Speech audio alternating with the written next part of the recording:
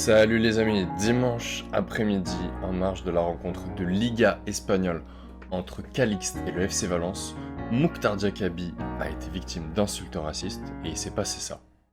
En tout cas, les joueurs de Valence qui sortent tous du terrain, et ça c'est un énorme coup de théâtre. Diakaby s'est donc exprimé aujourd'hui sur les réseaux sociaux où il a expliqué exactement ce qui s'était passé, donc les insultes racistes dont il a été victime, la manière dont ça l'avait touché, etc. Et en fait, je trouvais vraiment que cet événement pouvait changer l'histoire, en fait. Pouvait vraiment faire office d'un cas de jurisprudence, il pouvait vraiment changer ce problème récurrent, et vraiment ça casse les couilles, en fait. J'ai l'impression, bon, le racisme est une plaie inhérente à l'humanité et on ne s'en débarrassera probablement jamais. Euh, Que Dieu, que Dieu fasse que je me trompe, mais je ne pense pas, tu vois. On s'en débarrassera probablement jamais. Mais dans le foot en ce moment, ces dernières années, j'ai l'impression que vraiment très régulièrement, il y a une histoire comme ça, et c'est pas normal en fait. C'est pas acceptable qu'il y ait des trucs comme ça, et qu'il se passe jamais rien en fait. Parce qu'à chaque fois, ah ça y est, on en parle beaucoup pendant 5 minutes. Allez, c'est bon, là pendant 2 jours, on va en parler. Et après, il n'y a plus rien. Et après, ça recommence. Et c'est chiant en fait. Ça me saoule. C'est relou. C'est chiant. C'est chiant. Et du coup, je remercie les joueurs du FC Valence, de Gabriel Paulista en premier lieu, qui a été le premier à avoir porté ses couilles et à assumer que voilà, c'est bon, c'est pas acceptable. Mais merci en fait. Merci enfin qu'il y ait des joueurs qui prennent leurs responsabilités et qui disent non, c'est pas possible en fait. On va pas juste accepter, oh ça y est, des excuses, parce qu'ils ont dit quoi? Ils- Les mecs de Calixte, ils ont proposé que les gens s'excusent, on fait des petites excuses et ensuite c'est terminé. Mais non en fait. En fait non, ça marche pas comme ça la vie. Tu peux pas, tu peux pas tuer quelqu'un et dire ah bah pardon, je suis désolé et ensuite tu continues. Non en fait. Là on n'est peut-être pas sur le même niveau, évidemment, mais quand même c'est pas normal en fait. À force avec tous les cas qui arrivent de plus en plus régulièrement, c'est pas normal que ça se passe comme ça en fait et ça me fatigue.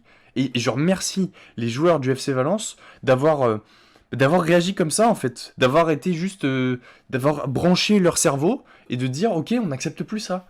Et j'espère que ça encouragera, comme le demandait Samuel Eto'o, comme l'ont demandé énormément de joueurs, noirs, pas noirs, on s'en fout en fait, c'est pas une question, parce que le racisme, c'est pas que le racisme envers les noirs, il y a le racisme asiatique, le racisme anti-blanc, le racisme c'est universel, c'est pas... Mais il y a plein de joueurs qui ont demandé déjà que ça ne se passe plus comme ça et que tous les joueurs portent leurs couilles et qu'ils sortent du terrain pour qu'on leur explique, qu'on dise, voilà, c'est bon, c'est fini en fait. On n'accepte plus. On n'accepte plus. Et j'espère que cet événement-là, que ce cas de jurisprudence, qui vient aussi, qui découle de ce qui s'est passé entre la rencontre du PSG et du club turc, la Basaksehir, là je sais pas comment on prononce, c'est trop dur à prononcer. Bah, je suis énervé, là c'est bon, ils m'ont énervé. C'est bon, ça m'a énervé, voilà. Basaksehir, là, je sais plus comment tu dis. Déjà, les joueurs du PSG quittent le terrain. Et je pense que ça, voilà, on est sur le bon chemin en fait pour, au moins dans le milieu du foot, qui est probablement le milieu le plus cosmopolite et le plus magnifique qui soit. Enfin, le sport en fait, de manière générale, c'est un des milieux les plus favorables à à ce melting pot de culture et de rencontres et de partage. Et ben, je pense que grâce à ces deux événements-là, on est vraiment sur la bonne voie pour que ça arrive de moins en moins. Et j'espère que c'est ce qui va se passer, j'espère que c'est la suite logique de ces événements-là. Donc voilà, c'était un petit... Voilà, pour les gens qui auraient raté ça, ça m'a... ça m'énerve, mais en même temps je suis content que les choses évoluent enfin. Et je pense que Samuel Eto'o serait vraiment, vraiment content. Après voilà, au final ça reste que des paroles, c'est pas grand-chose à mon petit niveau. Mais je pense que c'est important d'en parler. Et voilà, dites-moi ce que vous en pensez. Dites-moi aussi, est- est-ce que vous pensez, enfin, je sais pas, moi je sais pas comment on pourrait faire pour vraiment, au-delà d'arrêter le match, que vraiment, au moins sur un terrain de foot, ça n'ait plus lieu. Parce qu'en plus, le mec il est con. Le mec il est con, il y a des caméras partout. Quitte à être une merde, quitte à être un connard, mais sois intelligent en fait, réfléchis.